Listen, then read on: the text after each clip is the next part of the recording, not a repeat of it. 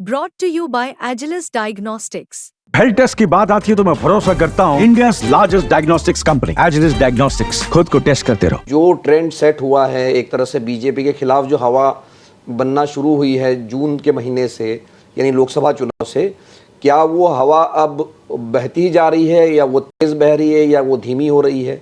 इसका क्या समझा जाए इसको? मेरा मानना है मिलिंद कि जो इन राज्यों में लोकसभा के जो ट्रेंड थे उसी ट्रेंड के मुताबिक वो कंटिन्यूएशन है। और एंटी इनकम्बेंसी का जो मैंडेट हरियाणा में आने जा रहा है वो 10 साल की इनकम्बेंसी के बाद में स्वाभाविक भी है और पूरी तरह से अपेक्षित भी है।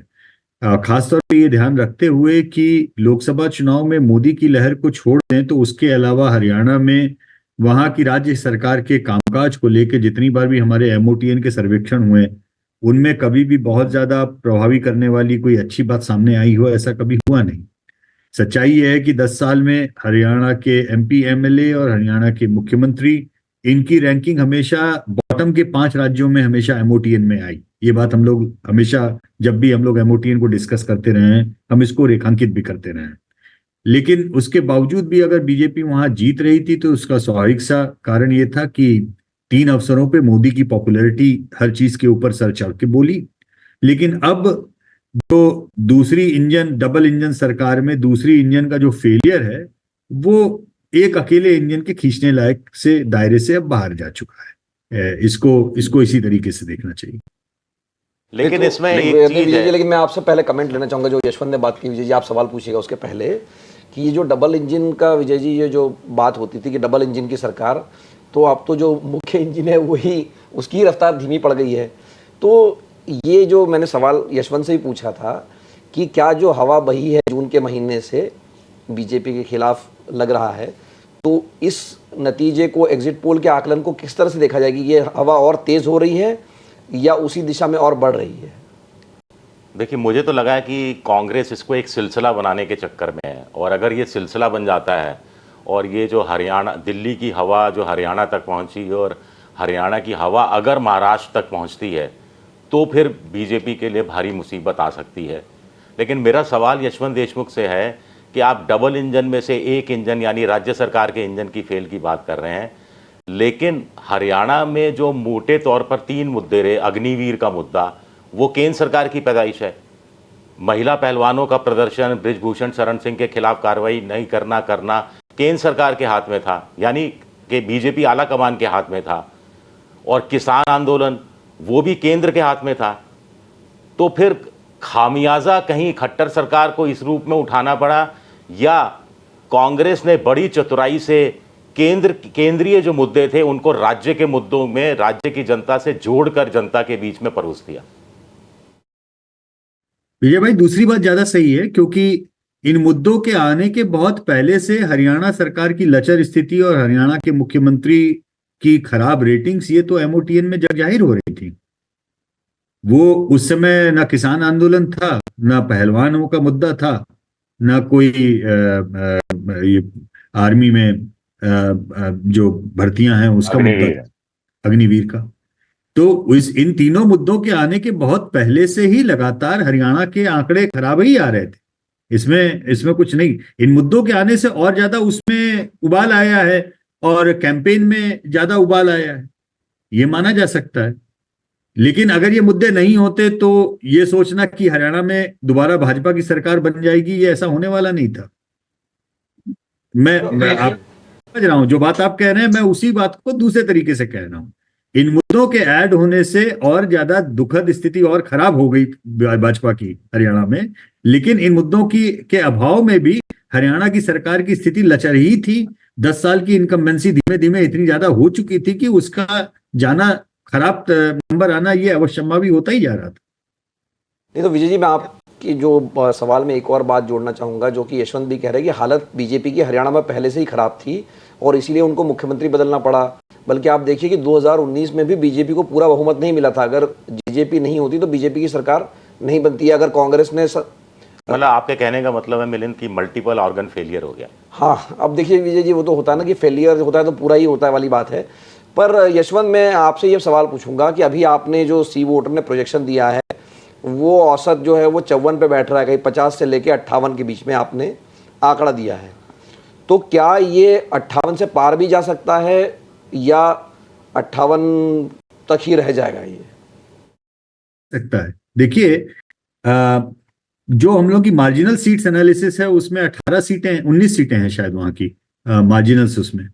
और उसमें अगर एक तरफा वो जो 10 सीटें हैं जहां पे कांग्रेस नंबर 2 है, एक्चुअली 10 + 3 13 सीटें हैं, वो अगर एक तरफा चली गई तो कांग्रेस के खाते में वो सलट जाएंगी। सेम वोट शेयर के ऊपर भी पॉसिबिलिटी है ये।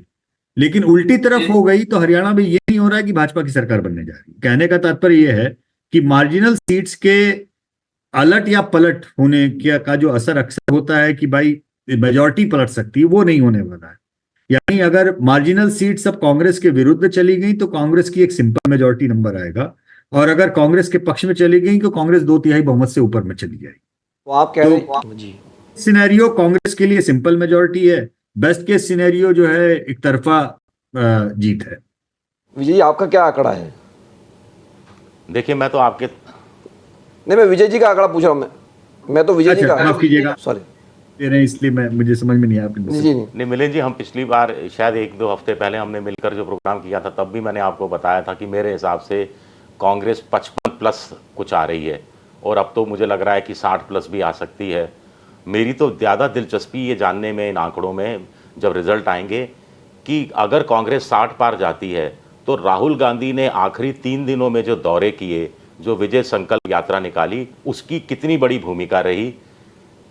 शैलजा से हाथ मिलवाना में से कितनी सीटें कांग्रेस की झोली में आ गिरी, या अशोक तंवर के आखिरी वक्त में कांग्रेस में शामिल होने से क्या माहौल थोड़ा सा फ्लोटिंग वोटर्स के रूप में बदला, इसमें मेरी गहरी दिलचस्पी है। और इसी के साथ जुड़ा हुआ मसला मेरे सामने ये है, जैसा कुछ सोशल मीडिया सर्किल में चल रहा है कि क्या भूपेंद्र हुड्डा को मुख्यमंत्री बनाया जाएगा, या 2004 में जब भजनलाल ने बहुत अच्छा परफॉर्म किया था लेकिन भजनलाल की जगह भूपेंद्र हुड्डा को आला कमान ने आगे बढ़ाया था, तो क्या आला कमान ये सोचता है कि भूपेंद्र हुड्डा के दिन लद गए, अब नई लीडरशिप को मौका देना चाहिए, और 60+ आना हुड्डा के लिए क्या नुकसान होगा, जैसा कि राजस्थान के संदर्भ में भी कहा जाता रहा है? नहीं तो विजय जी, मैं इसी पर यशवंत आपका की राय चाहूँगा। 2 बातें हैं। एक तो पहली बात तो ये समझ लेते हैं, जो आपका सर्वे आया है उसमें बड़ा क्लियरली कहा है कि लोगों की पसंद 31% भूपेंद्र हुड्डा के लिए है, और वो बिल्कुल बाय फार आगे है विजय जी। और दूसरी बात यह है कि दूसरे नंबर पर नायब सिंह सैनी है जो 22% पे है, और तीसरे नंबर पर दीपेंद्र सिंह हुड्डा है। तो हुड्डा परिवार की जो रेटिंग है वो 41% के आसपास जाके बैठती है, और शैलजा जिनको कि एक चैलेंजर या कंटेंडर माना जाता है, उनका नंबर जो है वो 5% पर आ गया है। तो यशवंत, ये आपको क्या लग रहा है कि ये जो मामला है कि मतलब कांग्रेस क्या ऐसा कुछ कर सकती है कि वो ना दे उसको, मतलब हुड्डा की जगह शैलजा को बना दे?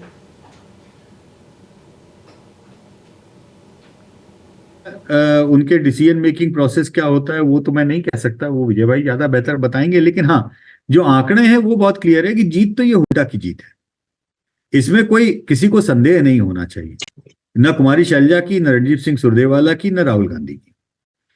श्रेय भले ही केंद्रीय नेतृत्व को मिलता है, इसमें कोई वो नहीं है। भाजपा में भी श्रेय होता है तो केंद्रीय नेतृत्व को कोई श्रेय आता है। भाजपा और कांग्रेस इस मामले में एक ही है, श्रेय केंद्रीय नेतृत्व को जाता है और ठीकरा जो है लोकल के सर पे फूटता है। लेकिन जहां तक आंकड़ों का सवाल है, जो जमीनी हकीकत है वो ये कि ये जीत हुड्डा साहब की जीत होगी, नंबर 1। हाँ, विजय भाई का ये कहना सही है कि अगर ये मार्जिनल सीट्स और कांग्रेस की तरफ चली जाती हैं और कांग्रेस जो है 65, 68, 70 तक पहुंच जाती है, वैसी स्थिति आती है, तो उससे राहुल गांधी का काम आसान हो जाएगा। वो हुड्डा को हटा के दूसरे को किसी को बनाने का सोच सकते हैं, विचार भी कर सकते हैं, क्योंकि उनके पास में पर्याप्त कुशन होगा उस तरीके के निर्णय लेने के लिए।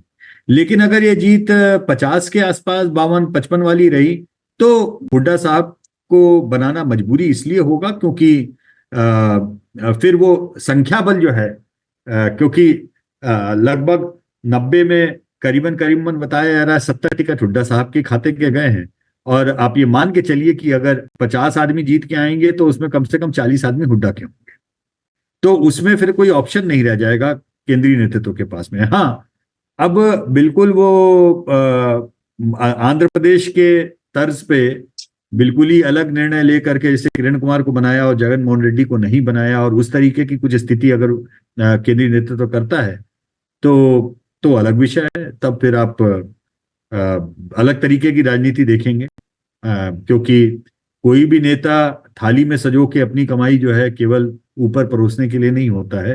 हर किसी को अपनी थाली भी चाहिए होती है और अपने हिस्से का उसको ड्यू भी चाहिए होता है।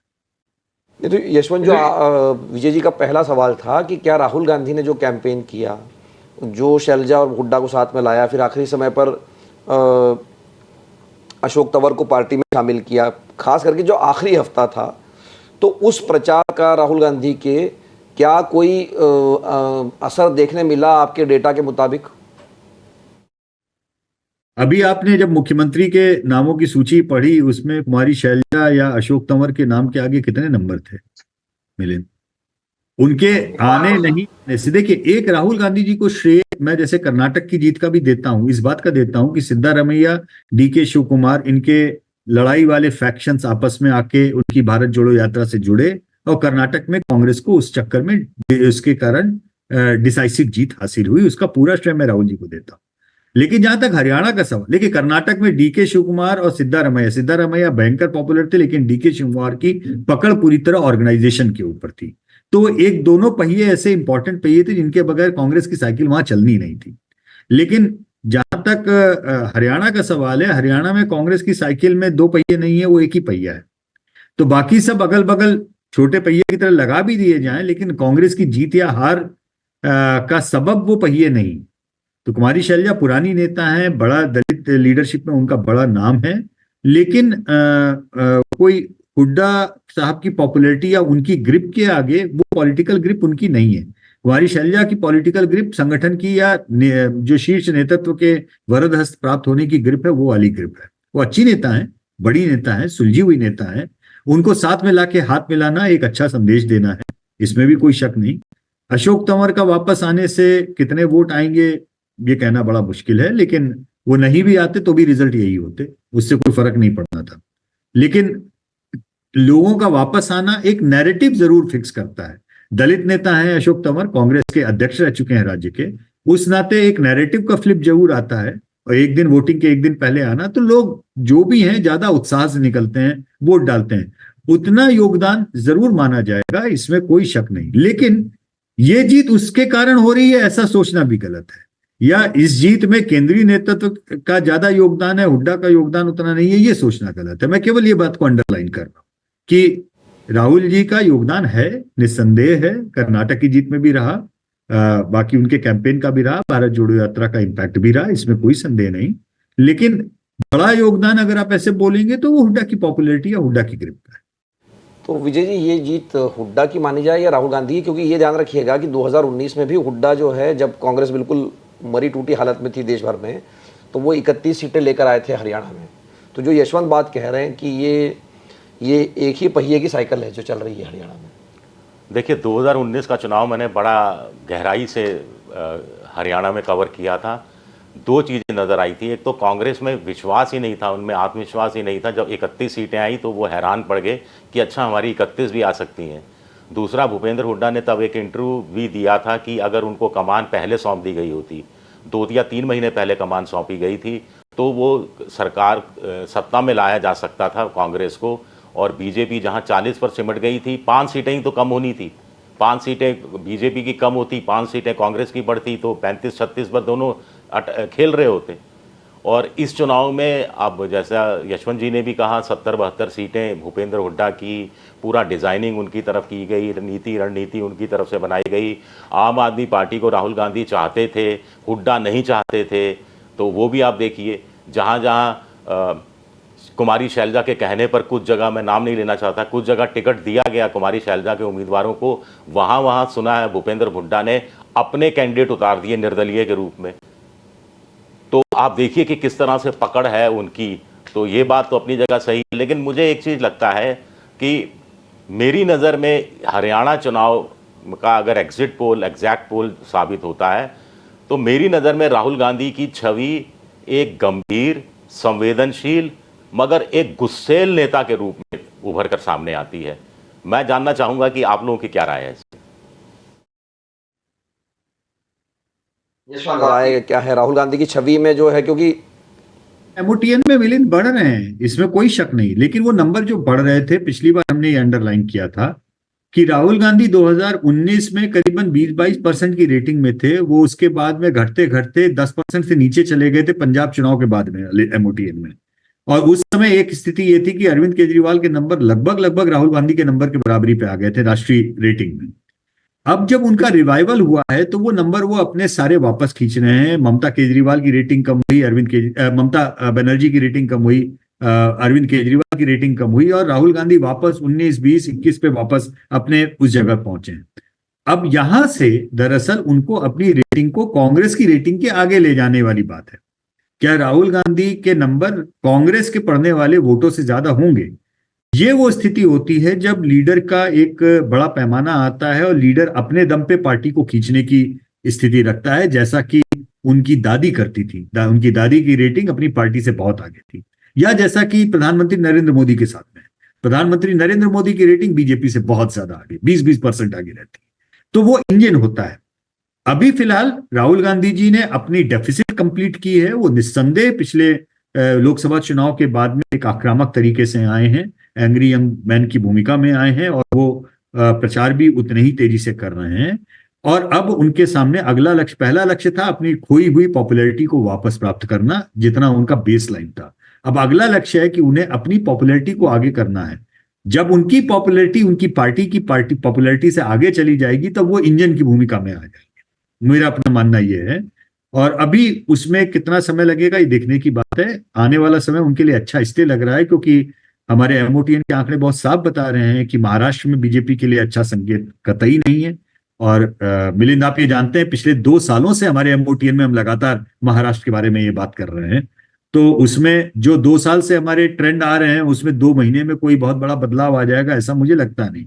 वो लाडली लक्ष्मी योजना की जो कॉपी उन्होंने की है वहां पर उसका थोड़ा बहुत इम्पैक्ट होगा, लेकिन इतना इम्पैक्ट नहीं होगा कि विदर्भ में और मराठवाड़ा में बीजेपी स्वीप कर जाए, काउंटर स्वीप कर जाए। ऐसा होना थोड़ा संदेहात्मक लग रहा है मुझे। तो जब महाराष्ट्र के निर्णय आएंगे तो राहुल गांधी जी का कलेवर और बढ़ेगा, और खासतौर पे इसलिए बढ़ेगा क्योंकि हरियाणा, महाराष्ट्र, कर्नाटक, तेलंगाना ये 4 बड़े रिसोर्स वाले राज्य हैं। रिसोर्स पॉलिटिक्स में बहुत जरूरी होता है, तो रिसोर्स भी आएंगे, कलेवर भी आएगा, और तब उसके बाद में वो अपनी लड़ाई को आगे कैसे ले जाते हैं ये महत्वपूर्ण होगा। तो राहुल गांधी जी का वापस अपने पुराने मोयों में आना, उस तरीके से वापस अपना पाना ऊंचाई को, ये भारत के विपक्ष के लिए, कांग्रेस के लिए खासतौर पे ये अच्छी खबर है। लेकिन अभी वो कांग्रेस से ज्यादा पॉपुलर नहीं हुए। मसलन महाराष्ट्र के ही नतीजे आप लोकसभा के देखिए। महाराष्ट्र के नतीजों में शिंदे सेना, ठाकरे, खूब लड़ाई की बातचीत, सब कुछ हुई। पवार के दोनों गुटों, शरद पवार चाचा भतीजे की बात हुई। कांग्रेस बीजेपी की लड़ाई की तो बात ही कोई नहीं कर रहा था ना।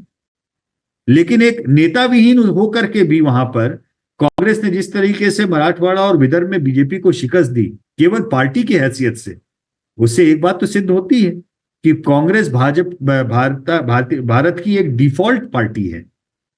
जब भी बीजेपी का ग्राफ उन इलाकों में जाएगा कांग्रेस अपने आप उभरेगी। 5 साल पहले हमने राजस्थान, मध्य प्रदेश, छत्तीसगढ़ में देखा, डिफॉल्ट उभार देखा था।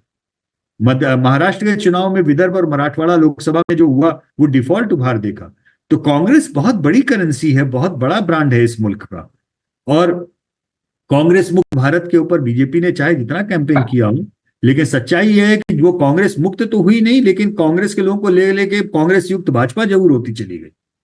तो ये इतना बड़ा ब्रांड राहुल गांधी जी के पास में है। अब उनकी ब्रांड इक्विटी बढ़ रही है, पार्टी के बराबर आए, और अब उनकी ब्रांड इक्विटी इतनी बढ़ जाए कि वो पार्टी से आगे निकल जाए और इंजन की भूमिका में आ जाए। ये सफर जो है वो देखने लायक हो। तो यशवंत, मेरा एक आगे हम बढ़े जम्मू कश्मीर की तरफ, एक सवाल है मेरा हमारे हरियाणा तक के दर्शकों के लिए खास तौर पे। 2 आंकड़ों में रुचि है। एक तो जिसको जीटी रोड बेल्ट कहते हैं जो कि भाजपा का गढ़ माना जाता था, और दूसरा जो साउथ हरियाणा जो कि आसपास ही एनसीआर में लगा हुआ इलाका है, तो इन दोनों जगहों पर जिसको यादव बेल्ट भी आप कह सकते हैं, उसमें क्या हो रहा है वहाँ पर कि वहाँ पर बीजेपी क्यों नीचे जा रही है?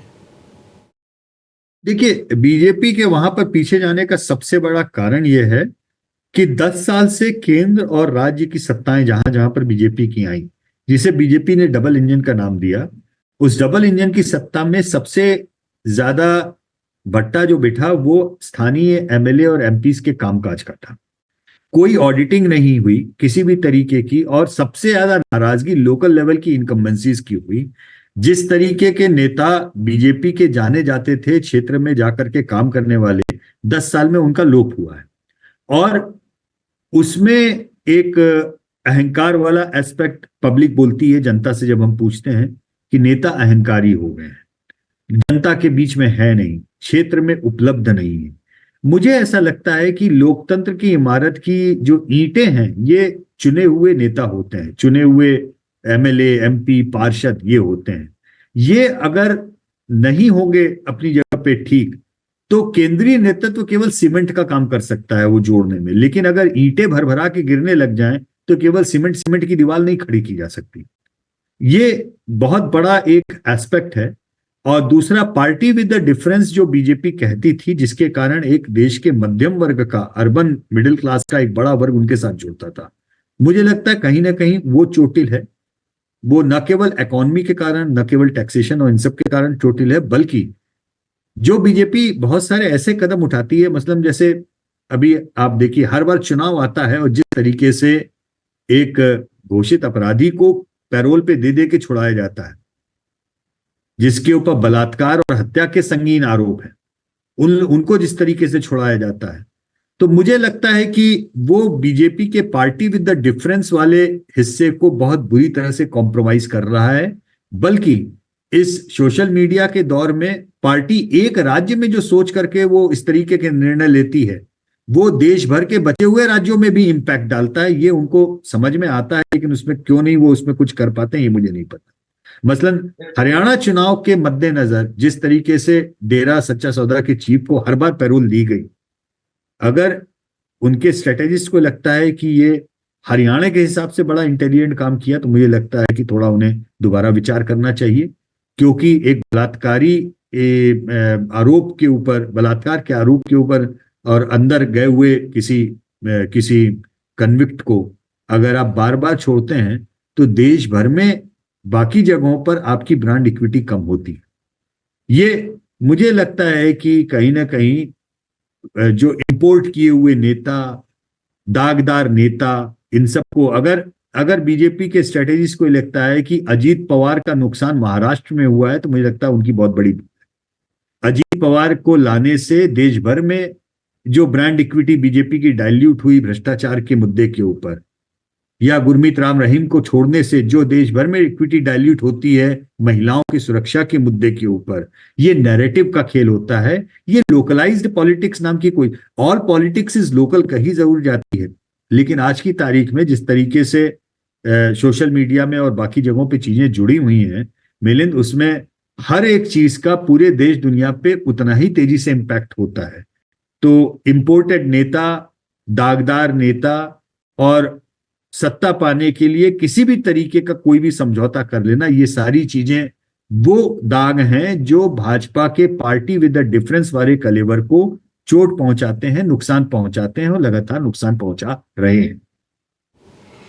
तो विजय जी, आप ही ने मुझे कहा था कि बीजेपी को जीटी रोड की पार्टी कहा जाता था, लेकिन मुझे बड़ा आश्चर्य हो रहा है जब यशवंत ये कह रहे हैं कि एमएलए जो है बीजेपी के वो लोगों के बीच जाते नहीं थे या अहंकार आ गया था। क्योंकि हमने तो ये सुना था कि मोदी जी ने कहा कि भाई जहाँ लोगों से मिलने जा रहे हो उनसे जियो टैगिंग कराओ फोटो की, ताकि इसका सबूत देना पड़ता था एक तरह से एमएलए एमपी को कि वो वहाँ गया हुआ है, मतलब झूठ नहीं बोल सकता। पार्टी के पास कहा जाता है कि कोई डेटाबेस है।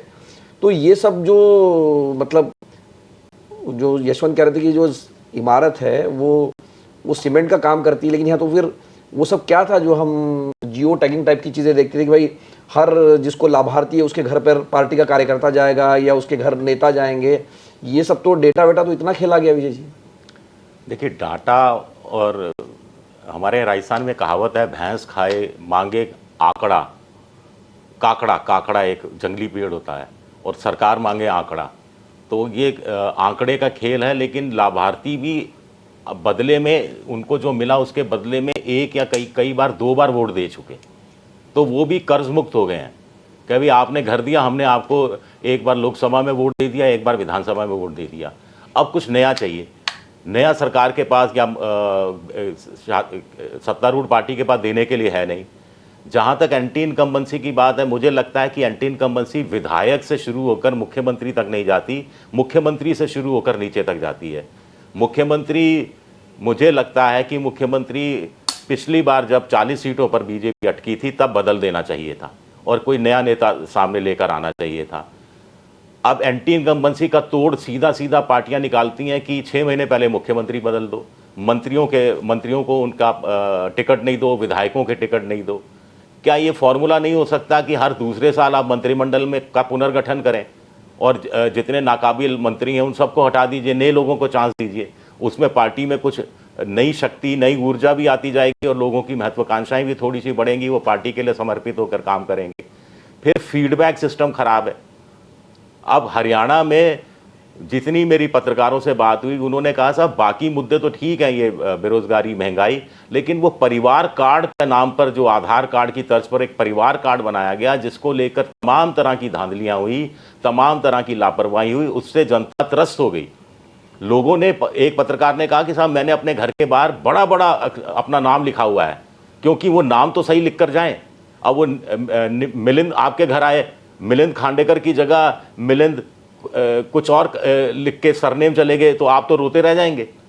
और आपको वो बदलाने में, या मकान आपका 100 बाई यानी मान लीजिए 70 बाई 60 फुट का है, स्क्वायर फुट का, और वो गज का, और वो चले गए लेकर कि 70 बाई 60 है या 60 बाई 50 है, तो आप करेक्शन के लिए रोते रह जाएंगे।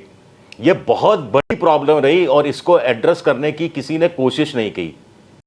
और मुझे तो एक चीज़ और कहनी है, शायद यशवंत जी ज़्यादा बेहतर बता पाए। मैंने सुना है कि केंद्र का जो आला कमान है बीजेपी का, वो कोई विदेशी एजेंसियों पर ज़्यादा निर्भर है इस तरह के सर्वे, फीडबैक लेने पे, और अपने कार्यकर्ताओं के थ्रू वो सर्वे नहीं ले रहा है, या वो फीडबैक वहाँ से नहीं ले रहा है, या उसको विश्वसनीय नहीं मान रहा।